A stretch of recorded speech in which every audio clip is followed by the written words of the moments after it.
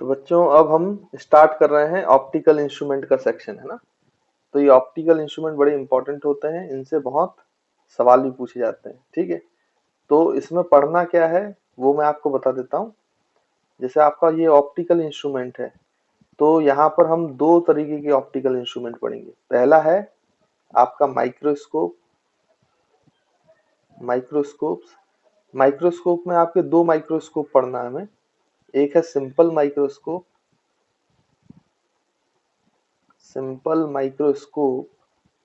और दूसरा है कंपाउंड माइक्रोस्कोप। कंपाउंड माइक्रोस्कोप और उसके बाद हम पढ़ेंगे टेलीस्कोप। टेलीस्कोप तो ये जो टेलीस्कोप होगा बच्चों, ये फिर से दो प्रकार के टेलीस्कोप्स हैं। एक होता है आपका रिफ्रैक्टिंग टेलीस्कोप। रिफ्रैक्टिंग टेलीस्कोप और रिफ्रैक्टिंग टेलीस्कोप में आप तीन प्रकार के टेलीस्कोप पढ़ेंगे। तो जब मैं टेलीस्कोप बताऊंगा तब मैं आपको उनके नाम बता दूंगा, है ना। और दूसरा टाइप का जो टेलीस्कोप होता है वो रिफ्लेक्टिंग टाइप टेलीस्कोप होता है।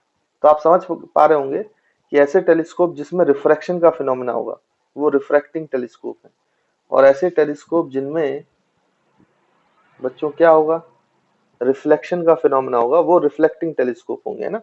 तो ये दो प्रकार के रिफ्लेक्टिंग टाइप के टेलीस्कोप हैं और तीन प्रकार के रिफ्रैक्टिंग टाइप के टेलीस्कोप हैं। मैं आपको बाद में उसके नाम बता दूंगा, है ना। तो टोटल 5 टेलीस्कोप पढ़ना है और 2 माइक्रोस्कोप पढ़ना है। तो हमारे टोटल कितने ऑप्टिकल इंस्ट्रूमेंट हो गए? 7। तो चलिए वन बाई वन करके इनको पढ़ते हैं। लेकिन उससे पहले जो इन माइक्रोस्कोप और टेलीस्कोप को पढ़ने से पहले आपको पता होना चाहिए, एक क्वांटिटी है, एक टर्म है जो हमें पता होना चाहिए, उसको बोलते हैं विजुअल एंगल। उसको बच्चों बोलते हैं विजुअल एंगल। अब ये विजुअल एंगल क्या होता है इसको हम समझते हैं बच्चों, है ना। तो विजुअल एंगल क्या होता है उसको समझते हैं। अब जैसे आप आई तो जानते ही हो भाई, आई में एक लेंस होता है। यहाँ पे अगर हम आई बनाए तो आई में इस तरीके से, मतलब यहाँ पे ऐसा होता है, फिर आपको पता है पीछे रेटिना होता है, ऑप्टिक नर्व होती है, कॉर्निया होता है, ठीक इस तरीके से आई होती है। और अगर ये मान लीजिए कि जो आपका आई का जो लेंस है वो कॉन्वेक्स नेचर का होता है, ये भी आपने पढ़ा होगा 10th में, है ना। तो मान लो ये प्रिंसिपल एक्सिस है, ये रेटिना, रेटिना पे ही हमेशा इमेज बनती है, तो आपका इमेज डिस्टेंस हमेशा फिक्स रहता है उसमें। तो ऑब्जेक्ट डिस्टेंस चेंज होने पर, क्योंकि इमेज डिस्टेंस फिक्स है, तो किसको चेंज होना पड़ता है बच्चों? आपके आई के फोकल लेंथ को। तो आई का फोकल लेंथ चेंज करने का काम कौन करता है? ये सिलियरी मसल्स, है ना। ये बहुत सारी चीजें जानते हैं, कोर्निया होता है, सिलियरी मसल्स होता है, लेंस होता है, एक्वस ह्यूमर, विट्रस ह्यूमर, ये सब आपने 10th में पढ़ा है। तो एक बार आप चाहें तो उसको रिवाइज कर लेना। तो होता क्या है कि जैसे मान लो यहाँ पे एक ऑब्जेक्ट रखा है बच्चों, और ये ऑब्जेक्ट की हाइट h है। तो आप लोगों ने ये महसूस किया होगा, ऑब्जर्व किया होगा, जब आप उस ऑब्जेक्ट को पास से देखते हैं तो ये ऑब्जेक्ट आपको उसकी कुछ हाइट दिखाई देती होगी। जैसे मान लो आपके घर के सामने कोई पेड़ है, तो आप उसको किसी पर्टिकुलर पोजीशन से देख रहे हो तो उसकी कोई हाइट दिखाई देगी। लेकिन आप सोचो पीछे चले जाओ, आप पीछे चले जाओ तो ये पेड़ आपसे दूर हो जाएगा। यानी कि जो भी ऑब्जेक्ट है एच हाइट का, उसकी जब आप इससे दूर चले गए तो आप ये बताइए कि इसकी ऑब्जेक्ट की हाइट सेम रहेगी अलग हो गई? ऑब्जेक्ट की हाइट तो सेम ही रही, पहले भी एच हाइट का ऑब्जेक्ट ही था, अभी भी एच हाइट का ऑब्जेक्ट है, लेकिन आपने एक महसूस किया होगा डिफरेंस कि वो छोटा दिखता है। यानी कि आप किसी ऑब्जेक्ट के सामने हो, पास हो, तो वो ऑब्जेक्ट आपको बड़ा दिखाई देता है, और उसी ऑब्जेक्ट से आप दूर चले जाओगे तो वो आपको ऑब्जेक्ट छोटा दिखाई देगा। लेकिन आप सोचो, जो पहले पास पास रहने पर पेड़ बड़ा दिखाई दे रहा था और दूर जाने पे जो ट्री है वो छोटा दिखाई दे रहा है, लेकिन क्या एक्चुअल में ट्री की हाइट चेंज हुई है? तो ट्री की तो हाइट चेंज हुई नहीं। तो फिर आपको ये छोटा और बड़ा क्यों दिखाई देता है? पास रहने पर आपको वही ऑब्जेक्ट बड़ा दिखाई देता है, सेम हाइट का, और दूर जाने पर वही ऑब्जेक्ट आपको छोटा दिखाई देता है, बट एक्चुअल में उसकी हाइट चेंज नहीं हुई है। तो फिर ये छोटा और बड़ा क्यों दिखाई देता है? ये हमारी आंख महसूस कर पाती है, आई महसूस कर पाती है। कैसे? जब वो पास होता है तो वो जो एंगल बना रहा होता है, मतलब कोई भी ऑब्जेक्ट आपकी जो आंखों पे एंगल बनाएगा, आई पे जो एंगल बनाएगा, उस एंगल को ही हम विजुअल एंगल बोलते हैं, उसको विजुअल एंगल बोलते हैं, थीटा। तो जब आप पास में खड़े थे, ट्री के पास में खड़े थे या कोई ऑब्जेक्ट के पास में थे, तो उसका बनने वाला एंगल बड़ा था, मतलब विजुअल एंगल लार्ज था, इसलिए वो आपको ऑब्जेक्ट बड़ा दिखाई देता है। लेकिन जब आप उससे दूर चले गए तो आपकी आई पे बनने वाला एंगल थीटा वन कम हो गया थीटा से, इसलिए फिर उसकी भले ही हाइट चेंज नहीं हो, लेकिन दूर जाने से हुआ क्या कि आपकी आंखों पे बनने वाला जो विजुअल एंगल है वो कम हो गया, विजुअल एंगल है वो कम हो गया। कम होने की वजह से वो ऑब्जेक्ट ऑटोमेटिकली आपको छोटा दिखाई दे रहा है। तो हाइट चेंज नहीं है कारण, किसी चीज को आप लार्ज साइज में देख रहे हो, किसी चीज को स्मॉल साइज में देख रहे हो, सेम ऑब्जेक्ट को, उसका कारण क्या है बच्चों? Visual angle. मतलब जो ऑब्जेक्ट हमारी आंखों पे एंगल बनाता है उसका इम्पैक्ट होता है। एंगल बड़ा होगा तो आपको वही ऑब्जेक्ट बड़ा दिखाई देगा, और अगर वो एंगल छोटा फॉर्म करेगा तो वही एंगल, वही ऑब्जेक्ट आपको छोटा दिखाई देगा, स्मॉलर दिखाई देगा, है ना? तो आई होप आपको विजुअल एंगल समझ में आ रहा है कि क्या कंसेप्ट है। अब आप खुद सोचें कि ये विजुअल एंगल मैक्सिमम कब हो सकता है? मैक्सिमम मैक्सिमम कब हो सकता है? आप सोचो, जब आप इसको कहां से देखोगे बच्चों? अगर कोई ऑब्जेक्ट है, अगर आप उसको अपनी आंखों से डी पे लिखोगे, ये डी क्या है? Least distance of distinct vision, least distance of distinct vision. ये भी आप जानते हो least distance of distinct vision क्या होता है? कोई भी चीज को, किसी भी ऑब्जेक्ट को आप क्लियरली अपनी आंखों से कितने पास तक देख सकते हो, उस डिस्टेंस को क्या बोलते हैं? Least distance of distinct vision,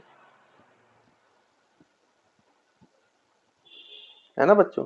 तो आपका जो नॉर्मल आई होता है, नॉर्मल ह्यूमन बीइंग होते हैं, उनके लिए डी की वैल्यू क्या होता है? इसको कभी कभी एल डी डी वी भी लिखा जाता है, एल डी डी वी। तो नॉर्मल जो पर्सन होता है उसके लिए ये least distance of distinct vision क्या होता है बच्चों? तो आपको पता है 25 सेंटीमीटर, है ना? ये स्टैंडर्ड डाटा है, ये आपने टेंथ में भी पढ़ा हुआ है। तो नॉर्मल आई के लिए जो least distance of distinct division होता है वो 25 सेंटीमीटर होता है। यानी कि आप सोचो कि अगर कोई ऑब्जेक्ट 25 सेंटीमीटर तक है तभी तक उसको आप क्लियरली देख पाते हो, और वो ऑब्जेक्ट आपकी आंखों से सबसे पास होगा, अगर उसके अंदर आ गया, उससे कम डिस्टेंस आपने कर दी तो इमेज फिर ब्लर होती है ना। तो 25 सेंटीमीटर तक आप क्लियरली देख पाते हो और ये सबसे पास है आपकी आंखों पर। तो ऑब्वियस सी बात है, जब ऑब्जेक्ट सबसे पास होगा तो सबसे ज्यादा एंगल बना रहा होगा, मैक्सिमम एंगल क्रिएट कर रहा होगा। तो मैक्सिमम विजुअल एंगल आपकी आंखों पे कब बनता है? जब object L D D V पर होता है, least distance of distinct vision, है ना बच्चों? तो आई होप आपको ये सारे पॉइंट्स क्लियर होंगे। तो इससे रिलेटेड सारे पॉइंट्स हम यहाँ पे लिख लेते हैं, फिर हम माइक्रोस्कोप से स्टार्ट करते हैं। तो सबसे पहला पॉइंट जो हमें लिखना चाहिए, विजुअल एंगल की डेफिनेशन, है ना बच्चों? तो यहाँ पे हम लिख लेते हैं the angle formed the angle formed at the eye by the object, at the eye by the object, irrespective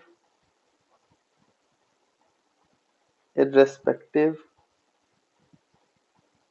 of the distance, irrespective of the distance,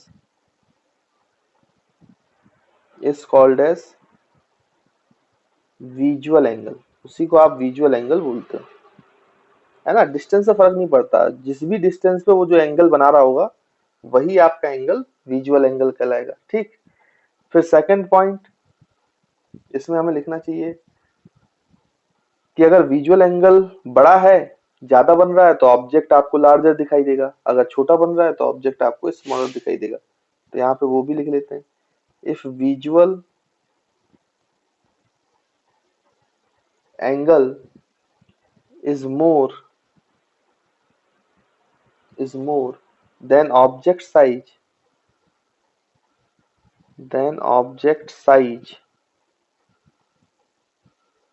is larger, object size is larger, and vice versa, अगर छोटा होगा तो smaller होगा, तो vice versa लिख लिया हमने। फिर third point, maximum visual angle कब बनता है, जब जो आपका बच्चों ऑब्जेक्ट है वो डी पर हो, least distance of distinct vision, तो उसको भी आप लिख लें। Maximum angle is formed at the eye at the eye when object is placed at LDDV, मतलब least distance of distinct vision, है ना बच्चों, जो कि स्टैंडर्ड वैल्यू नॉर्मल पर्सन के लिए क्या वैल्यू होती है इसकी, 25 सेंटीमीटर। तो आई होप आपको ये क्लियर होगा। अब कई बच्चे मुझसे बोलते हैं कि सर हम तो इससे कम में भी देख लेते हैं, तो वो आप देख सकते हो तो बहुत ही अच्छा है, लेकिन जो नॉर्मल मैक्सिमम लोगों का डिस्टिंक्ट विजन होता है, least distance of distinct vision, वो बच्चों 25 सेंटीमीटर ही होता है। तो आई होप आपको विजुअल एंगल का कॉन्सेप्ट क्लियर होगा। तो देखिए बच्चों, अब विजुअल एंगल अगर आपको समझ में आ गया है तो हम माइक्रोस्कोप स्टार्ट कर सकते हैं। होता क्या है कि एक्चुअली में ये जितने भी इंस्ट्रूमेंट हैं ये क्या काम करते हैं ये आपको समझना पड़ेगा। बेसिकली क्या है, अभी तो आपके पास जो ऑब्जेक्ट होते हैं आपके आजू बाजू में, रियल लाइफ में आप जो ऑब्जेक्ट देखते हो वो इतने सफिशियंट होते हैं, लार्ज होते हैं कि वो एक सफिशियंट विजुअल एंगल क्रिएट करते हैं, इसलिए वो आपको दिखाई देते हैं। लेकिन सोचो कि कभी ऐसा हो कि आपका ये, जैसे आप बहुत छोटे ऑब्जेक्ट की बात करें, यानी कि बहुत छोटे ऑब्जेक्ट हैं जिनकी साइज बहुत छोटी है, माइक्रोमीटर्स में है, मिलीमीटर्स में है, तो उनको क्या होगा बच्चों, उससे बनने वाला जो विजुअल एंगल होगा वो बहुत छोटा होगा, बहुत छोटा। तो वो उतने अच्छे से आपको दिखाई नहीं देंगे, या फिर उनमें डिटेलिंग नहीं होगी उतनी अच्छी। तो उसको देखने के लिए बहुत छोटे ऑब्जेक्ट जो बहुत छोटा विजुअल एंगल बनाते हैं, तो उसको समझने के लिए हमें क्या करना पड़ेगा बच्चों, एक यहाँ पे इंस्ट्रूमेंट लगाना पड़ेगा। तो ये वही इंस्ट्रूमेंट है माइक्रोस्कोप। अब होता क्या है कि जैसे ये माइक्रोस्कोप आप यहाँ पे लगाओगे आंखों के सामने, तो ये माइक्रोस्कोप जो डिवाइस है वो क्या करेगा, उस विजुअल एंगल को बढ़ा देगा। मतलब उस तरीके से उसकी उस ऑब्जेक्ट की जिसकी साइज बहुत छोटी है, उसको इस तरीके से इमेज बनाएगा उसकी कि आपका विजुअल एंगल इंक्रीज कर जाएगा। तो विजुअल एंगल इंक्रीज कर जाएगा तो आपको आंखों में वो चीज दिखाई देने लगेगी, उसकी डिटेल्स मिलने लगेगी।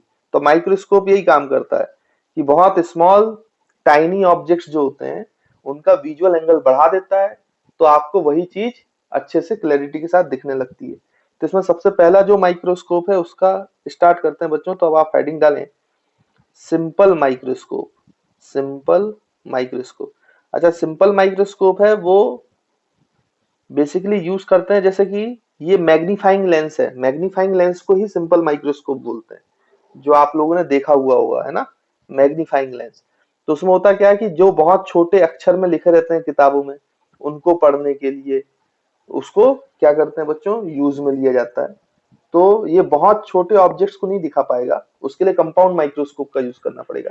लेकिन सिंपल माइक्रोस्कोप में जो चीजें सही से विजिबल नहीं है उनको आप मैग्नीफाई करके देख सकते हो, इसलिए इसका नाम ही सिंपल माइक्रोस्कोप है। तो सिंपल माइक्रोस्कोप की खासियत ये है कि ये सिंपल मैग्नीफाइंग लेंस है, मतलब ये एक ही लेंस कंसिस्ट करता है। तो यहाँ पे हम लिख लेते हैं it consist it consist it consist of one convex lens, है ना। तो इसमें एक ही कॉन्वेक्स लेंस होता है, आपने मैग्नीफाइंग लेंस में देखा होगा ऐसा। It consist of one convex lens with small focal length, with small focal length and small aperture. तो एक सिंगल कॉन्वेक्स लेंस है, उसी को हम किसकी तरह यूज कर सकते हैं बच्चों, सिंपल माइक्रोस्कोप की तरह। एक कॉन्वेक्स लेंस कंसिस्ट करता है जिसका फोकल लेंथ स्मॉल होगा, अपर्चर भी स्मॉल होगा। अब ये फोकल लेंथ और अपर्चर क्यों स्मॉल होना चाहिए वो आपको अभी थोड़ी देर में समझ में आएगा, ऐसा मैंने क्यों लिखा है ना। तो अभी जब हम सिंपल माइक्रोस्कोप पढ़ लेंगे तो आपको क्लियरली समझ में आएगा कि ऐसा क्यों है। इसके बाद फिर एक्चुअली में करता क्या है सिंपल माइक्रोस्कोप, तो actually it increases it increases it increases the visual angle it increases the visual angle of objects of tiny objects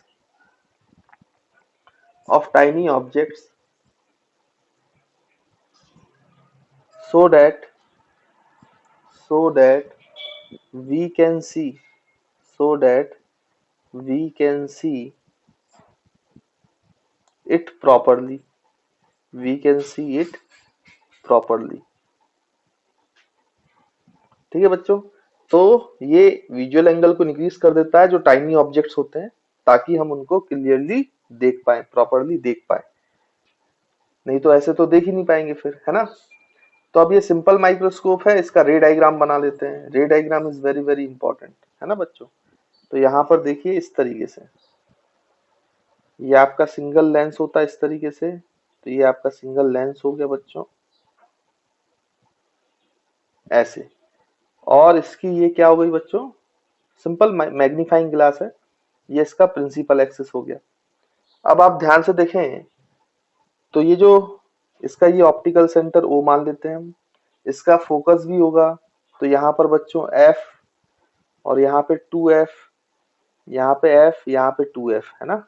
इस तरीके से बना लिया हमने, सिंपल कॉन्वेक्स लेंस है। इसके बाद क्या है कि आपका कहीं पर ऑब्जेक्ट है ना। यहाँ पे ऑब्जेक्ट रखोगे आप सिंपल माइक्रोस्कोप में, ताकि उसको मैग्नीफाई कर पाओ। अब आपको जितने भी इंस्ट्रूमेंट पढ़ेंगे हम, सिंपल माइक्रोस्कोप, कंपाउंड माइक्रोस्कोप, चाहे टेलीस्कोप, उसमें याद रखिएगा कि हम ये मान के चलेंगे कि जो माइक्रोस्कोप आपकी आंखों के सामने है, या जो भी इंस्ट्रूमेंट आपकी आंखों के सामने है, आपकी आंखें बिल्कुल इससे चिपकी हुई हैं बच्चों, कांटेक्ट में है आंखें। तो इसका मतलब जो लेंस पर एंगल बन रहा होगा, हम मानेंगे कि वही मेरी, या जो भी व्यक्ति देख रहा है उस लेंस के थ्रू, उस पर एंगल बनेगा। यानी कि जो एंगल लेंस पे बनेगा वही विजुअल एंगल होगा। किसके लिए बच्चों, हमारी आई के लिए। तो हम ये एजम्पशन है, ये मैं पढ़ाते समय आपको अब बताऊंगा नहीं आगे, लेकिन ऐसा ही मानना है। तो विजुअल एंगल मैं उसी को ट्रीट करूंगा जो इस लेंस पे बन रहा है। तो जो लेंस पे विजुअल एंगल बन रहा है वही हमारी आंखों पे बन रहा है, क्योंकि हम ये मान के चल रहे हैं कि हमारी आई बिल्कुल कांटेक्ट में है जो भी हम इंस्ट्रूमेंट लगा रहे हैं। जैसे यहाँ पे माइक्रोस्कोप लगाए तो माइक्रोस्कोप के साथ कांटेक्ट में, ऐसा अजम्पशन लेके ही हम आगे सॉल्व करने वाले हैं। तो जो विजुअल एंगल आपका किस पे बनेगा बच्चों, लेंस पे, और वही विजुअल एंगल किस पे बनेगा, आपकी आई पर। ठीक है, तो ये बात आपको ध्यान में रखना है। उसके बाद आप सोचो कि आप इसको विजुअल एंगल बढ़ाना चाहते हो लेंस से, तो आपको कहां रखना चाहिए ऑब्जेक्ट, ताकि आपको इरेक्ट इमेज भी मिले। भाई इन्वर्टेड नहीं चाहिए ना हमें, तो इरेक्ट इमेज चाहिए। नहीं तो आप सोचो किताबों के अक्षर आप देखने जाओगे जिसमें बहुत छोटा लिखा है और वो उल्टे दिखने लगेंगे, तो मैग्नीफाइंग ग्लास का यूज करने का मतलब ही नहीं है। इसलिए आपको वर्चुअल चाहिए, इरेक्ट चाहिए, और कैसा चाहिए, मतलब इरेक्ट इमेज चाहिए। इरेक्ट आप जानते हो, केसेस आपने पढ़े हैं कि कॉन्वेक्स लेंस इरेक्ट इमेज तभी बनाता है जब वर्चुअल बनाता है। और उसके लिए आपको ऑब्जेक्ट को कहां रखना पड़ेगा, जिसको आप ऐसे आई से नहीं देख पा रहे थे, बिना लेंस के आप नहीं देख पा रहे थे, तो बच्चों वो उसको आपको फोकल लेंथ और ऑप्टिकल सेंटर के बीच में रखना पड़ेगा। तो मान लीजिए ये हमारा ऑब्जेक्ट था, ये ए, ये बी, ये आपने फोकल लेंथ और ऑप्टिकल सेंटर के बीच में रख दिया। अब आप रे डायग्राम भी बनाना जानते हो भाई। रे डायग्राम कैसे बनाते हैं बच्चों, पहले एक रे कहां से जाएगी, पैरेलल टू प्रिंसिपल एक्सिस, तो वो कहां से पास होगी भाई, फोकस से। और दूसरी रे कहां से जाएगी भाई, ऑप्टिकल सेंटर से। तो ये डाइवर्जिंग रेज हो गई, तो ये यहां कहीं तो मिलेंगी नहीं, तो इसको पीछे एक्सटेंड करना पड़ेगा इस तरीके से। तो इसको अगर आप एक्सटेंड करोगे तो ये यहाँ पे इंटरसेक्ट होगा, तो आपका वर्चुअल और इरेक्ट इमेज मिलेगा। तो वर्चुअल और इरेक्ट इमेज आपका क्या हो गया बच्चों, यहाँ पर इसको नाम दे देते हैं ए डैश बी डैश। उसके बाद आप ध्यान से देखो, तो जो ये इमेज बना रहा है ये आंखों को दिखाई देगी, आपकी आंखों को ये इमेज दिखाई देगी, ये ऑब्जेक्ट नहीं दिखाई देगा, क्योंकि फिर रेज रिफ्रेक्ट हो गई है और वो रेज आपकी आंखों में आ रही है। तो ये इमेज की देखो साइज बढ़ा दिया बच्चों, मतलब इमेज से इमेज के कारण जो बनने वाला एंगल है आपकी आंखों पर, जो कि लेंस से चिपका हुआ है, तो लेंस पे जो एंगल बन रहा है वो एंगल आप मान लो बीटा। तो beta is the visual angle formed by image on the eye. अच्छा बच्चों, ये तो बीटा बन गया, इसका मतलब हमें ये इमेज दिख रही है।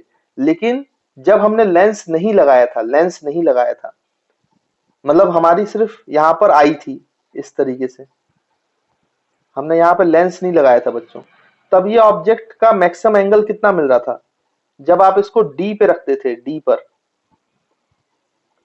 पर least distance of distant vision में, यही ऑब्जेक्ट जब आपने यहाँ रखा था ए बी, तो इससे बनने वाला जो एंगल था बच्चों वो बहुत छोटा था, मतलब ये अल्फा था।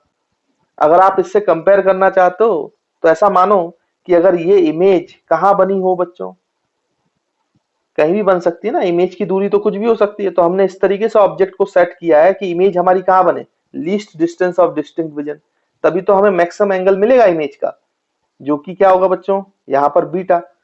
अब आप सोचो कि इसी से कंपेयर करके देखें, कंपैरिजन में समझ में आएगा। अब सोचो ये लेंस नहीं होता और ये ऑब्जेक्ट डी पर होता, यानी ये ऑब्जेक्ट को मैं यहाँ डी पे ले आता हूँ, तो ये आपका सी हो गया बच्चों और ये आपका बी डैश। तो ये ऑब्जेक्ट यहाँ रखा होता अगर ये लेंस नहीं होगा, जो रेड कलर में बना रहा हूं तब लेंस नहीं है, तो आपने ऑब्जेक्ट को डी पे रखा था, तो डी से जो एंगल आपकी आंखों पे बन रहा था ये एंगल अल्फा था। और उसके बाद जब आपने लेंस लगा तो ऑब्जेक्ट को आपने यहां लाया तो इमेज ये बनी, तो उसके कारण जो एंगल है वो बीटा है। तो देखो, अल्फा छोटा एंगल है, बीटा बड़ा एंगल है, ये आपको दिखाई दे रहा होगा डायग्राम में। तो बीटा अल्फा जो विजुअल एंगल था पहले बिना लेंस के, उससे लेंस के बाद बीटा एंगल बना आंखों पर, तो विजुअल एंगल बढ़ गया ना, और विजुअल एंगल बढ़ जाएगा तो आपको इमेज उस ऑब्जेक्ट की बड़ी दिखाई देगी, मतलब डिटेल अच्छी मिलेगी। तो बच्चों यहाँ पर least distance of distinct vision में आपकी इमेज बनी है। तो आई होप आपको रे डायग्राम क्लियर होगा सिंपल माइक्रोस्कोप का कि हमने कैसे बनाया। अब एक्चुअली में यहाँ पे एक टर्म डिफाइन किया जाता है जिसको बोलते हैं मैग्नीफाइंग पावर। मैग्निफिकेशन अलग चीज है, मैग्नीफाइंग पावर अलग चीज है। तो एक्चुअली में हमें ये डिफाइन करना होता है कि मैग्नीफाइंग पावर क्या होती है, तो उसको कैपिटल एम से डिनोट करते हैं। तो आप याद रखेंगे कि magnifying power is the ratio of angle formed at I bye the image, जो इमेज ने एंगल फॉर्म किया है विजुअल एंगल, वो है आपका बीटा अपॉन अल्फा, यानी visual angle formed by object on I without any lens, and beta is the visual angle formed on I with lens. तो इसको बोलते हैं बच्चों एडेड आई। बीटा जो एंगल बन रहा है वो लेंस को ऐड करके बना है, तो उसको एडेड आई बोलते हैं। और अल्फा जो है उस पे आपने कोई भी लेंस नहीं लगाया था विजुअल एंगल के लिए, तो अल्फा जो है आपका वो अनएडेड आई वाला हो गया। तो इसकी डेफिनेशन मैं नेक्स्ट पेज पे लिखवा दूंगा, आपको रेशियो समझ में आ गया होगा। तो मैग्नीफाइंग पावर ये बताता है कि एक्चुअली में जब आपने उस इंस्ट्रूमेंट को लगाया है तो उसने कितने गुना, कितने टाइम्स विजुअल एंगल को इंक्रीज कर दिया है। जितना ज्यादा विजुअल एंगल इंक्रीज होगा उतनी ही अच्छी इमेज आपको दिखाई देगी। तो आई होप आपको ये क्लियर हो गया। तो मैग्निफिकेशन का बच्चों जो यूनिट होती है, वैसे तो ये यूनिटलेस क्वांटिटी है, क्या क्योंकि बीटा भी एंगल है अल्फा भी एंगल है, तो एंगल अपॉन एंगल, तो ये यूनिटलेस हो जाएगी। फिर तब भी, लेकिन इसकी यूनिट बोलते हैं, डायमेंशन लेस तो है ही, यूनिटलेस क्वांटिटी भी होनी चाहिए थी, बट इसकी एक यूनिट देते हैं। आप लोगों ने सुना होगा कैमरे वगैरह में, जैसे मैग्नीफाइंग पावर ऐसे बोलते हैं 10x या फिर 20x। आपने सुना होगा ना, जूम करना है किसी चीज को तो 10x जूम कर लो, 20x जूम कर लो। तो ये जो x है ये बच्चों यूनिट है। एक्चुअली में 20x का मतलब ये हो गया कि जो आपका बिना लेंस के, बिना इंस्ट्रूमेंट के जो एंगल बन रहा था और इंस्ट्रूमेंट लगाने के बाद जो एंगल बन रहा है उसमें 20 टाइम्स बढ़ गया है। मतलब एडेड आई में आपका 20 गुना ज्यादा विजुअल एंगल बन रहा है जब आपने लेंस को ऐड नहीं किया था या इंस्ट्रूमेंट को ऐड नहीं किया था उसके कंपैरिजन में। तो ये रेशियो बताता है, तो इसको हम ऐसे लिखते हैं 10x 20x 100x। तो कितना ज्यादा वो जूम कर पाता है, मतलब विजुअल एंगल को इनहांस कर पाता है, उसको मैग्नीफाइंग पावर बोलते हैं। कैपिटल एम से डिनोट करते हैं बच्चों, है ना, मैग्नीफाइंग पावर। अब इसकी डेफिनेशन हम नेक्स्ट पेज पे लिख लेते हैं, यहाँ पे जगह बची नहीं है, इसको आप नोट करो फिर आगे बढ़ते हैं। तो बच्चों अब हम मैग्नीफाइंग पावर की डेफिनेशन लिख लेते हैं। तो यहाँ पे आप इसको मैग्नीफाइंग पावर, या फिर और इसी को एंगुलर मैग्निफिकेशन भी बोला जाता है ना, एंगुलर मैग्निफिकेशन,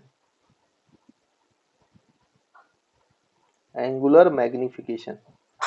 अब ये है क्या, तो इसकी definition, it is the ratio of, और इसको कैपिटल एम से रिप्रेजेंट किया जाता है और यूनिट एक्स में होती है ना, जैसे मैंने अभी बताया 20x 10x। तो इसकी डेफिनेशन क्या होती है, मैग्नीफाइंग और angular magnification is defined as the ratio of visual angle formed by image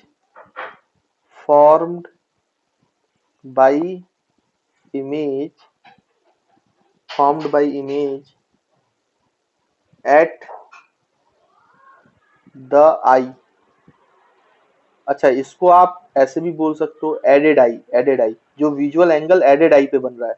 added आई का मतलब क्या है कि आई के साथ कुछ इंस्ट्रूमेंट लगा हुआ है, तब जो इमेज एंगल बना रही है उसी को हम visual angle formed by image बोलते हैं, ठीक है ना, इंस्ट्रूमेंट के साथ, इसलिए एडेड आई कहा गया। Upon ratio of visual angle formed by image at the eye to the visual angle formed by object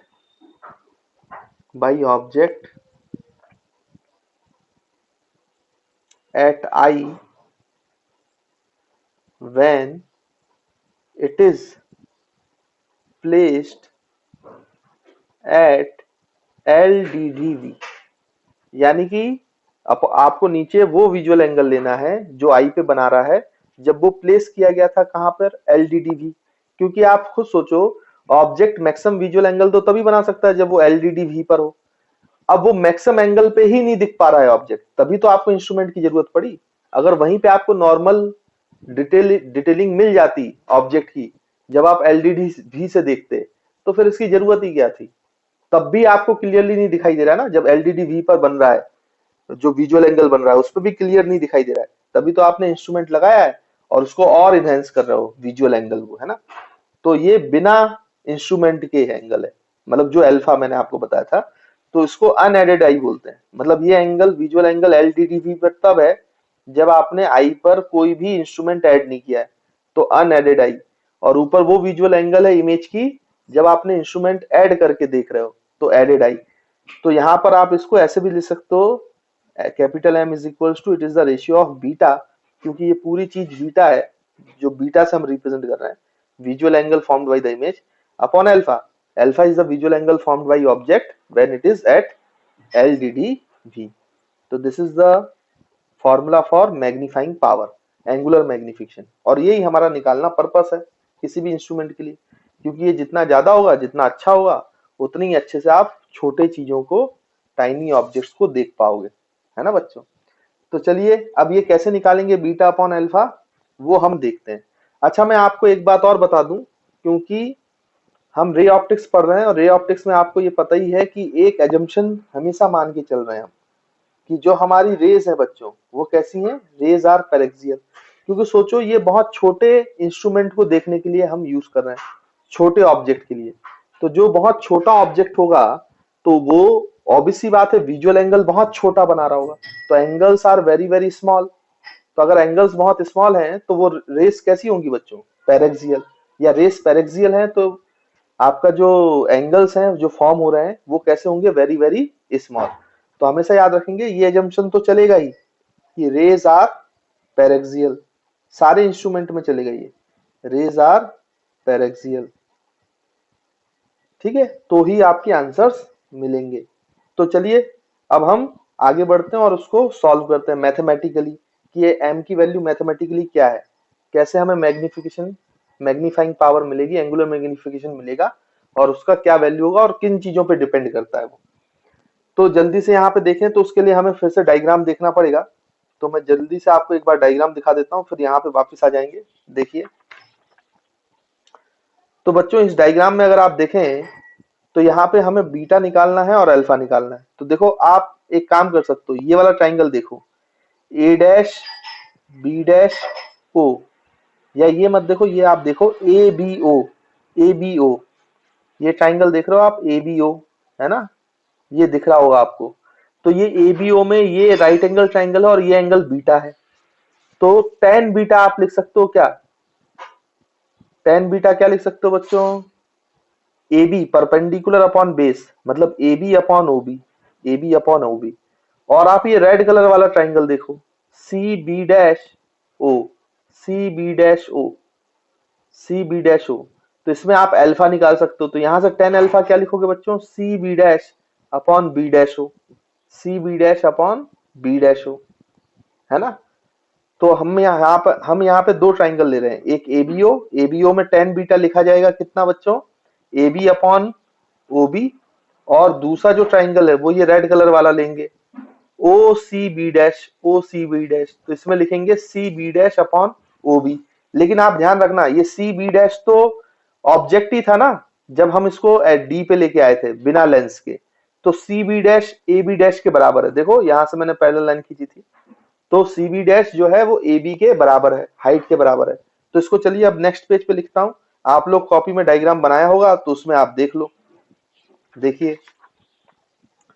तो बच्चों कौन कौन से ट्राइंगल हैं, तो आप उसमें जो डायग्राम आपने कॉपी में बनाया उसको देखें जरा। तो उसमें दो ट्राइंगल है, पहला ट्राइंगल है in triangle A B O, A B O लिया जा रहा है, तो उसमें टेन बीटा बन रहा है बच्चों। तो टेन बीटा को हम लिख सकते हैं कितना, perpendicular, that is A B upon B O, इस तरीके से लिख सकते हैं, ठीक। उसके बाद तो बच्चों आप ट्राइंगल ए बी ओ से, मैं फिर से पलटाऊंगा डायग्राम, दिखाऊंगा, आपने डायग्राम बनाया होगा तो आप देख सकते हो A B upon B O आ जाएगा, ठीक। तो इसको हम ऐसे लिख लेते हैं। और अगर आप ध्यान से देखो तो मैंने बताया ना रेज आर पैरेक्सियल, तो इसका मतलब ये जो है क्या है कि अल्फा और जो बीटा बन रहा है, alpha and beta paraxial rays है, इसलिए ये भी स्मॉल होंगे। तो हम बोल सकते हैं आर वेरी स्मॉल। तो ये एंगल्स स्मॉल एंगल्स होंगे, अल्फा एंड बीटा। और अगर ये स्मॉल है तो आप खुद ही सोचें टेन बीटा को क्या लिखा जा सकता है बच्चों। तो tan beta can be represent as written as beta, and beta can be written as ab upon bo। तो ये आपका इक्वेशन हो गया। तो हमें बीटा तो मिल ही गया, अब हमें अल्फा निकालना है, तो अल्फा की वैल्यू निकालते हैं बच्चों, है ना। तो अल्फा के लिए मैंने अभी आपको बताया था इन ट्राइंगल, एक बार मैं आपको फिर से दिखा देता हूँ ट्राइंगल, ये वाला रेड कलर वाला, देखिए ये रेड कलर वाला, या फिर यहां से देखो ये जो लेंस के बिना बन रहा था उसी को मैंने इसको कंपैरिजन के लिए मैंने यहां बना दिया था। तो यहाँ पे भी आप देख सकते हो tan alpha C B dash O, C B dash O, तो C B upon O B dash करेंगे हम, है ना। तो इसको यहाँ पे लिख लेते हैं जल्दी से बच्चों, in triangle C B dash O. तो यहां से टेन अल्फा की वैल्यू आ जाएगी C B dash upon B dash O. या फिर जैसा कि हम जानते हैं rays are paraxial, alpha beta are very very small, तो tan alpha can also be written as alpha, which is written as c b dash upon b dash o। अब बच्चों क्या करते हैं हम कि मैग्नीफाइंग, हमने बीटा और अल्फा तो निकाल ही लिया है, इसको हम पुट कर देते हैं तो मैग्नीफाइंग पावर मिल जाएगी हमें। तो मैग्नीफाइंग पावर या एंगुलर मैग्निफिकेशन कितना मिलेगा, बीटा अपॉन अल्फा। बीटा कितना है बच्चों, तो A B upon B O divide by alpha की value C B dash upon B dash O. अब इसमें देखो ये ए बी और सी बी डैश कैंसिल हो जाएगा, क्योंकि मैंने आपको बताया था कि इन दोनों की जो हाइट है वो सेम ही है। भाई ऑब्जेक्ट ही तो था, ये ऑब्जेक्ट की हाइट है जब आपने लेंस नहीं लगाया, और ए बी ऑब्जेक्ट की हाइट है जब आप लेंस लगा रहे हो। तो A B is equal to C B dash. तो आई होप ये आपका क्लियर होगा बच्चों। उसके बाद मैग्नीफाइंग पावर का फॉर्मूला क्या बन जाएगा, देखो यहाँ से। तो आप क्या करोगे, बी डैश ओ को ऊपर ले जाओ, तो B dash O divide by B O. उसके बाद बच्चों हमें साइन कन्वेंशन लगाना है और मैग्नीफाइंग पावर का फॉर्मूला हमें मिल जाएगा। देखो अब साइन कन्वेंशन कैसे लगाएंगे, फिर से यहाँ पे आते हैं। तो आपका ओबी आया है, ओबी, OB है क्या बच्चों? OB क्या है? ये तो ऑब्जेक्ट डिस्टेंस है ना, जब लेंस लगाया आपने U, लेंस के लिए U है ऑब्जेक्ट डिस्टेंस। और OB डैश ये तो बिना लेंस के वो दूरी थी कैपिटल D, जब आप बिना लेंस के देख रहे थे। तो आपका OB डैश जो है वो कैपिटल D है और OB जो है बच्चों वो U है। लेकिन देखो रेज ऐसे आ रही हैं तो ये आपका राइट साइड में है, मतलब ये पॉजिटिव डायरेक्शन है, डायरेक्शन ऑफ इंसिडेंट से। तो ये दोनों ही डिस्टेंसेस U और D ये लेफ्ट साइड में जाके नापना पड़ेगा, तो मतलब इनको नेगेटिव लेना पड़ेगा। तो U भी नेगेटिव और D भी नेगेटिव। तो यहाँ पे आप इसको पुट कर दें, तो हम यहाँ पे वैल्यूज पुट कर देते हैं भाई। देखिए कितना विद साइन कन्वेंशन है ना, अप्लाइंग साइन कन्वेंशन। तो यहाँ पे मैं डायरेक्ट लिख रहा हूँ, अब साइन कन्वेंशन को अप्लाई करते हैं। B डैश O, तो बच्चों ये माइनस आपका क्या है D है, और BO ये आपका U है, तो ये माइनस U, तो माइनस माइनस कैंसिल हो गया, तो ये बचा बच्चों D बाई U। तो आपका मैग्नीफाइंग पावर या मैग्निफिकेशन ऑफ सिंपल माइक्रोस्कोप का फॉर्मूला आया D बाई U। तो आई होप आपको ये बात क्लियर होगी। अच्छा, ये जो फॉर्मूला है ये जनरल फॉर्मूला है, जनरल फॉर्मूला है, ये आप कभी भी यूज करते हो, किसी भी जनरल सिचुएशन के लिए आप यूज कर सकते हो, है ना। तो इसको जनरल फॉर्मूला बोलते हैं। एक्चुअली में हमें मैग्निफिकेशन का अब रेंज चाहिए कि सिंपल माइक्रोस्कोप कितनी रेंज का मैग्निफिकेशन प्रोवाइड कर सकता है। तो एक्चुअली में क्या है आप खुद देखें, तो अगर हम पीछे डायग्राम में देखें, तो अगर आप देखेंगे तो इसमें मैग्नीफाइंग पावर मैक्सिमम कब मिलेगी? जब ये इमेज कहां बनेगी बच्चों? डी पर, क्योंकि हमारी आंखें तो मैक्सिमम एंगल तभी देख सकती है ना जब आपकी इमेज या फिर ऑब्जेक्ट कहां पर हो? डी पर। तो मैक्सिमम मैग्नीफाइंग पावर तब मिलेगा जब आपका जो बच्चों इमेज बन रहा है लेंस लगाने के बाद, इंस्ट्रूमेंट लगाने के बाद, वो आंखों से डी दूरी पर बने। और सबसे कम मैग्निफिकेशन आपको कब मिलेगा? जब ये सोचो ये जो इमेज है ये इंफिनिटी पे बने। तो इंफिनिटी पे बनने पर जो एंगल बनेगा लेंस के साथ, एडेड आई के साथ, वो सबसे कम होगा। मतलब सबसे कम मैग्निफिकेशन तब मिलेगा जब ये इमेज कहां बनेगी? इंफिनिटी पर। और सबसे ज्यादा मैग्निफिकेशन मिलेगा इमेज का जब इमेज बनेगी कहां पर बच्चों? कैपिटल डी पर, है ना। तो आई होप आपको क्लियर है। तो अगर हम इन दो केसेस के लिए मैग्नीफाइंग पावर निकाल लें तो हमें मैग्निफिकेशन की रेंज मिल जाएगी बाई एडिंग माइक्रोस्कोप। मतलब माइक्रोस्कोप ऐड करने के बाद कितना रेंज मिल सकता है हमें मैग्निफिकेशन का, मैग्नीफाइंग पावर का, वो हमें मिल जाएगा। तो एक जो आपकी वो है केस, वो कहां पे रखना है इमेज को? डी पर। और एक केस है, एक इमेज कहां रखना है बच्चों? आपको इंफिनिटी पर। तो अब इस बात का ध्यान देंगे आप लोग कि जब इसको डी पे रखा जाएगा तब ये आंखों के सबसे पास होता है और आंखें आपकी स्ट्रेस्ड हो जाती हैं। आपने देखा होगा कि आप बहुत पास से किसी चीज को देखो तो सिलियरी मसल्स लगातार काम करते हैं, तो उसमें स्ट्रेन आ जाता है, स्ट्रेस आ जाता है आई पर। तो जब आप डी पे लिखोगे तो इसको सेटिंग बोलते हैं, सेटिंग फॉर स्ट्रेस्ड आई। मतलब इसमें डिटेलिंग तो अच्छी मिलेगी लेकिन आपकी आंखों को तकलीफ होगी। और दूसरा, जब ये इंफिनिटी पे बनाएगा, इंफिनिटी पर, तो हम कोई चीज जब इंफिनिटी पे होती है तो हम बहुत आसानी से देखते हैं, हमारे आंखों में कोई स्ट्रेस नहीं होता है, तो उसको बोलते हैं नॉर्मल सेटिंग। या फिर आपका इमेज कहां बनेगा बच्चों? इंफिनिटी पर। तो दो सेटिंग है, एक इंफिनिटी वाली जिसको नॉर्मल एडजस्टमेंट बोलते हैं, जहां जब आपकी आंखों में कोई स्ट्रेस नहीं होगा, और एक सेटिंग वो है जब आप इमेज कहां बनाओगे? कैपिटल डी पर, तो आपकी आंखें स्ट्रेस पर रहेंगी क्योंकि सबसे पास देख रहे हो आप, है ना, तो उसमें स्ट्रेन आ जाएगा। तो यहाँ पे दोनों सेटिंग के लिए हम मैग्नीफाइंग पावर निकालते हैं और वही हमारी रेंज हो जाएगी, सिंपल माइक्रोस्कोप की मैग्नीफाइंग पावर की रेंज। तो चलिए पीछे उसी पेज पे वापस से इसको करते हैं। तो जैसे मैंने आपको बताया कि हमें दो सेटिंग के लिए मैग्नीफाइंग पावर निकालना है। तो पहली सेटिंग क्या है भाई? यहाँ पे लिखें फर्स्ट, केस नंबर फर्स्ट। तो केस नंबर फर्स्ट बोल सकते हैं बच्चों हम सेटिंग फॉर स्ट्रेन्ड आई या स्ट्रेस्ड आई, जो भी बोलना चाहो। यानी ये स्ट्रेस्ड आई कब होगा? जब आपका इमेज कहां बनेगा बच्चों? तो आपकी इमेज बनेगी, इमेज डिस्टेंस है ना, तो ये least distance of distinct vision में बनेगी, यानी कि डी पर। अच्छा, वो उसी साइड बन रही है, लेफ्ट साइड ही बन रही है ना, ये तो आपने देखा डायग्राम में, अभी आपने जो डायग्राम बनाया उसमें देख सकते हो। तो v की वैल्यू माइनस डी हो, v की वैल्यू माइनस डी हो, और बच्चों u की वैल्यू तो माइनस यू है ही, साइन कन्वेंशन के साथ अप्लाई कर रहा है, और क्योंकि कॉन्वेक्स लेंस है तो उसका फोकल लेंथ बच्चों प्लस एफ होता है। तो अगर हमारे पास वी यू एफ है तो इनके बीच में रिलेशन है। रिलेशन कहां से आएगा बच्चों? Lens formula. तो लेंस फॉर्मूला क्या है? लेंस फॉर्मूला अगर देखें तो 1/v plus 1/u, sorry plus लिख दिया मैंने, लेंस फॉर्मूला में बीच में माइनस आता है, इक्वल्स टू 1/f।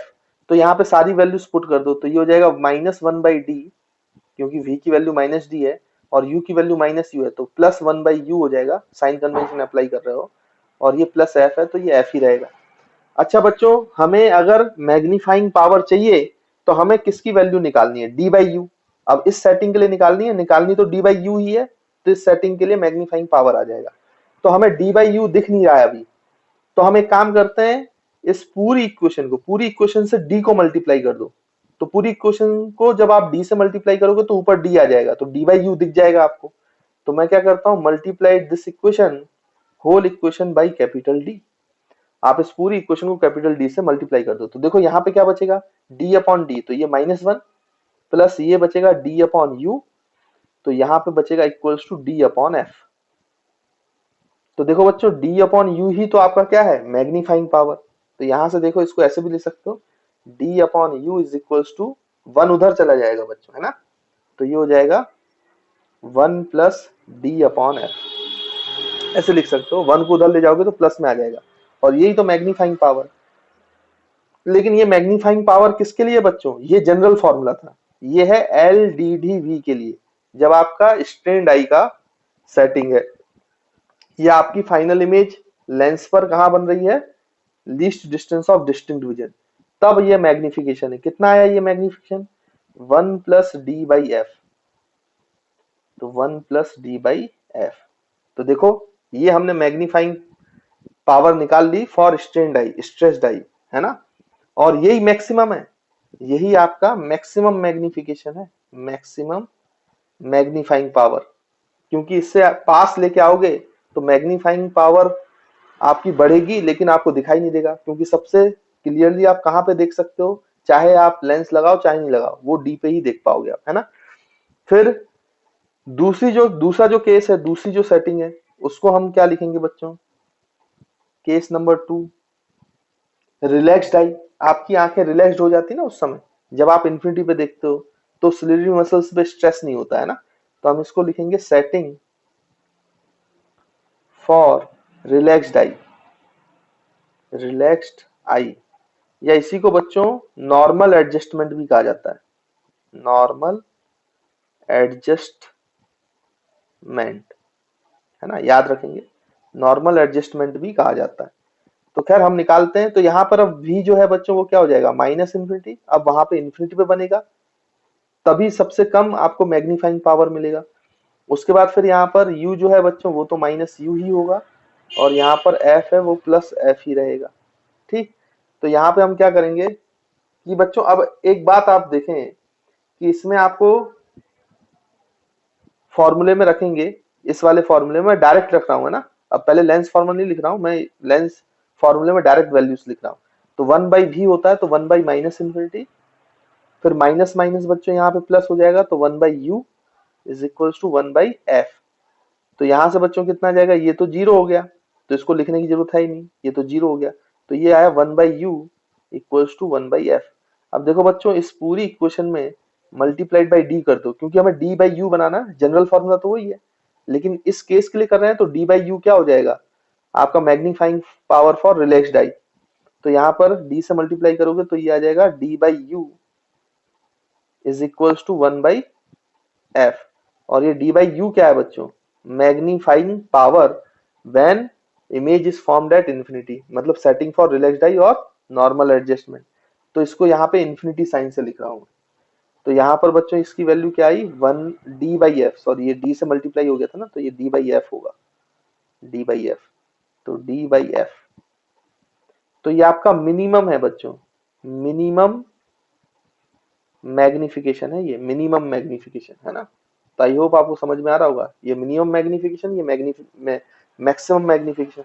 तो जो आपका वो है रेंज कि सिंपल माइक्रोस्कोप कितना मैग्नीफाइंग कर सकता है, किस रेंज में मैग्नीफाई कर सकता है, कहां से कहां तक। तो देखो बच्चों, मैग्निफिकेशन का रेंज है ये, यहां से, मतलब डी बाई एफ से लेकर सबसे कम डी बाई एफ प्रोड्यूस कर सकता है, और कहां तक प्रोड्यूस कर सकता है, 1 + d/f तक। तो this is the range of magnifying power of what, simple microscope. तो आपको आई थिंक बच्चों पूरी एनालिसिस समझ में आई होगी, और कैसे मैग्निफिकेशन निकालते हैं वो भी समझ में आया होगा। तो स्ट्रेस्ड आई के लिए, स्ट्रेंड आई के लिए आपका मैग्निफिकेशन ये है 1 + d/f। जनरल फॉर्मूला d/u है, इन दोनों के किसी बीच में निकालना है तो d/u से निकाल लो। और इन्फिनिटी पर जो आपका मैग्नीफाइंग पावर है वो है, जब इमेज इन्फिनिटी पे बनती है सबसे कम, वो है d/f। तो आपका सिंपल माइक्रोस्कोप का जो मैग्निफिकेशन है वो d/f से लेकर 1 + d/f तक ही प्रोड्यूस कर सकता है, इससे कम मैग्नीफाइंग पावर नहीं दे पाएगा, और इससे ज्यादा मैग्नीफाइंग पावर नहीं दे पाएगा। तो आई थिंक आपको बच्चों पूरा एनालिसिस क्लियर होगा। तो this is all about simple microscope. तो बच्चों सिंपल माइक्रोस्कोप पढ़ चुके हैं, न्यूमेरिकल करना है। तो पहला न्यूमेरिकल दिया है, focal length of magnifying glass is 5 centimetre, find the magnifying power for relaxed and strained eye. तो आपको रिलैक्स्ड और स्ट्रेन्ड आई के लिए बताना है ना। कल मैंने, अभी सिंपल माइक्रोस्कोप के हमने सारे फॉर्मूले देख चुके हैं। तो यहाँ पे लिखेंगे सबसे पहले for strained I.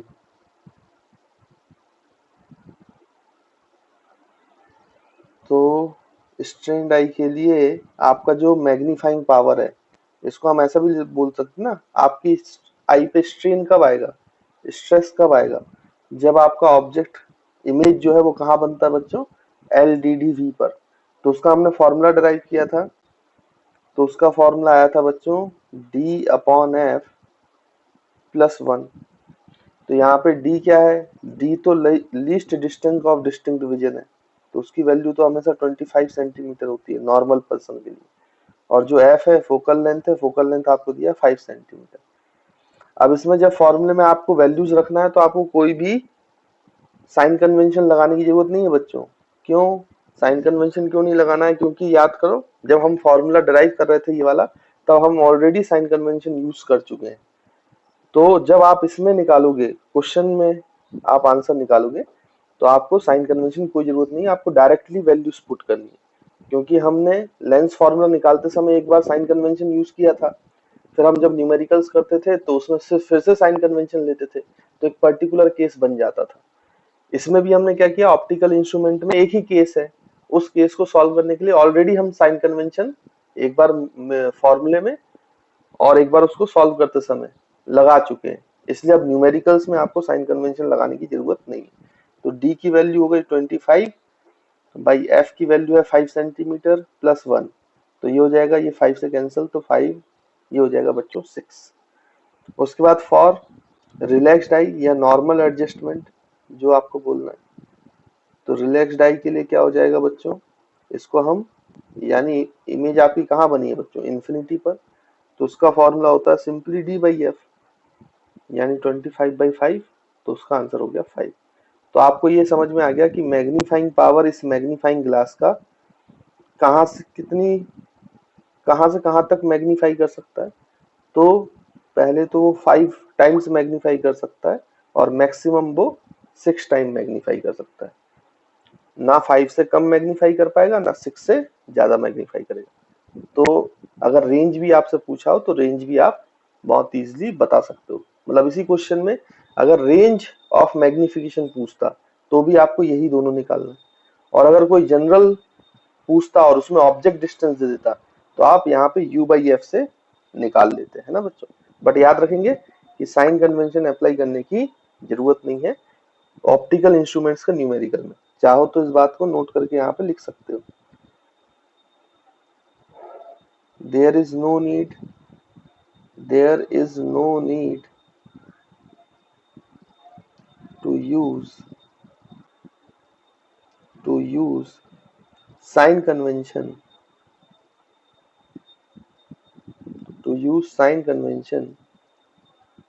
in the numericals of, तो सिर्फ इसके लिए नहीं, कोई भी ऑप्टिकल इंस्ट्रूमेंट हो, उन सभी के लिए एप्लीकेबल है। In the numericals of optical instrument. देखो ऑप्टिक्स में हर जगह पे आपने साइन कन्वेंशन यूज किया है ना, हर जगह पर साइन कन्वेंशन यूज किया है, बस ऑप्टिकल इंस्ट्रूमेंट में करने की जरूरत नहीं पड़ती क्योंकि इसमें ऑलरेडी डिराइव करते हुए कर चुके हैं। तो आई होप आपको क्लियर होगा। तो देखिए बच्चों यहाँ पर लिखा गया है, सेकंड क्वेश्चन है, a normal man reads a book with small printing, small printing है, उसको बुक को यूज रीड करना है using magnifying glass of focal length 5 centimetre. तो मैग्नीफाइंग ग्लास का जो फोकल लेंथ है 5 सेंटीमीटर है। Find the closest and farthest distance eight विच, मतलब प्रिंटिंग से वो क्लोजेस्ट और फारदेस्ट कितनी दूरी पे रख सकता है आदमी, ताकि लेंस को, ताकि वो he can read this book using magnifying glass, तो उस बुक को वो रीड कर पाए, है ना बच्चों। तो अपन को रेंज तो पता ही है भाई, क्लोज कब जा सकता है, जब इमेज की डिस्टेंस एलडीडी वी पर हो, है ना, तब जो दूरी होगी, मतलब ऑब्जेक्ट डिस्टेंस आपको निकालना है। तो हमें मैक्सिमम मिनिमम यू कब मिलेगा, जब हमारी जो इमेज है वो कहाँ पे बने, एलडीडी वी पर, है ना, यानी जब आपका मैग्नीफाइंग पावर एलडीडी वी पर होता है, तो वो सबसे क्लोज होगा लेंस ऑब्जेक्ट के। और सबसे दूर कब हो सकता है, जब इमेज कहाँ बने, इन्फिनिटी में। अब उससे भी ज्यादा अगर आप दूर करोगे तो फिर इन्वर्टेड इमेज बनेगी, तो फिर आप रीड नहीं कर पाओगे, है ना। तो कहां से कहां तक बच्चों, जब इमेज आपकी क्लोजेस्ट डिस्टेंस तब होगी जब आपकी इमेज कहाँ बनेगी, एलडीडी वी पर, और फारदेस्ट डिस्टेंस तब होगी जब आपकी इमेज बनेगी इन्फिनिटी पर। तो यहाँ पे देखो सबसे पहले जो गिवन डाटा है वो लिख लेते हैं। फोकल लेंथ आपको 5 सेंटीमीटर दिया हुआ है, कैपिटल डी की वैल्यू आप जानते हो 25 सेंटीमीटर और आपको यू निकालना है ना। लेकिन अभी कहाँ पे निकालोगे यू, जब आपका जो वी है फर्स्ट केस में क्लोजेस्ट डिस्टेंस निकालना है, तो क्लोजेस्ट डिस्टेंस के लिए यू निकालने के लिए आपका जो वी होना चाहिए बच्चों वो कैपिटल डी पे बनना चाहिए, है ना, 25 सेंटीमीटर पे। तो इसको अगर हम सॉल्व करेंगे तो यहाँ पर अपन लेंस फॉर्मूला लगाएं, लेंस फॉर्मूला, लेंस फॉर्मूला। अच्छा बच्चों लेंस फॉर्मूला जब लगा रहे हैं तब आपको साइन कन्वेंशन यूज करना है। ऑप्टिकल इंस्ट्रूमेंट वाले जब आप फॉर्मूला लगा रहे हो तब नहीं लगाना है, लेंस फॉर्मूला लगा रहे हैं इसलिए लेंस फॉर्मूले में हमें साइन कन्वेंशन यूज करना पड़ेगा। तो आपको पता है वर्चुअल और कैसी इमेज बनती है बच्चों, इरेक्ट, लेकिन वो बनती उसी साइड है जिस साइड ऑब्जेक्ट है, तो इसलिए उसको माइनस साइन के साथ लेंगे। तो यहाँ पे हम फॉर्मूला लगाएंगे, तो लेंस फॉर्मूला हमने सीखा हुआ है कितना है, 1/v minus 1/u is equal to 1/f। तो यहाँ पे आप पुट कर दो, तो v की वैल्यू है बच्चों 25, तो minus 1/25 minus 1/u is equal to 1/f। तो पॉजिटिव ही होता है क्योंकि कॉन्वेक्स लेंस है, तो 1/5 है ना। तो u को उधर ले जाओ तो 1/u आ जाएगा आपका माइनस 1/5, मतलब इसको इधर लाओगे तो माइनस हो जाएगा, और माइनस 1/25। तो इसको फर्दर सॉल्व करोगे तो 1/u आ गया आपका माइनस 6/25, मतलब u की वैल्यू है 25 माइनस अपॉन 6 सेंटीमीटर। तो u भी आपका साइन के साथ आया है ना, तो जिधर ऑब्जेक्ट है उधर ही इमेज बनी हुई। तो ये आपका फर्स्ट केस हो गया। सेकंड केस, ये मतलब क्लोजेस्ट डिस्टेंस हो गई, क्लोजेस्ट डिस्टेंस, तब वो रीड कर सकता है। और फारदेस्ट डिस्टेंस के लिए अगर हम निकालें तो फोकल लेंथ वही आपका 5 सेंटीमीटर है, आपका जो v है, अब v कहाँ बनना चाहिए, इमेज कहाँ बनना चाहिए, इन्फिनिटी पर, है ना बच्चों। और आपका जो u है वो निकालना है फारदेस्ट डिस्टेंस। तो यहाँ पे फिर से लेंस फॉर्मूले में आप वैल्यू पुट करो, तो ये 1 minus infinity minus 1/u is equal to 1/5। तो ये तो जीरो हो गया टर्म, माइनस 1/u, तो u की वैल्यू -5 सेंटीमीटर। तो ये आपका फारदेस्ट डिस्टेंस हो।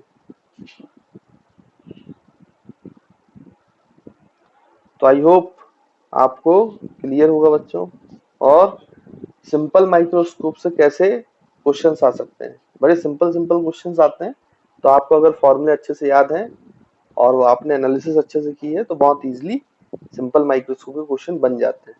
तो इसको नोट करो, फिर हम चालू करेंगे कंपाउंड माइक्रोस्कोप।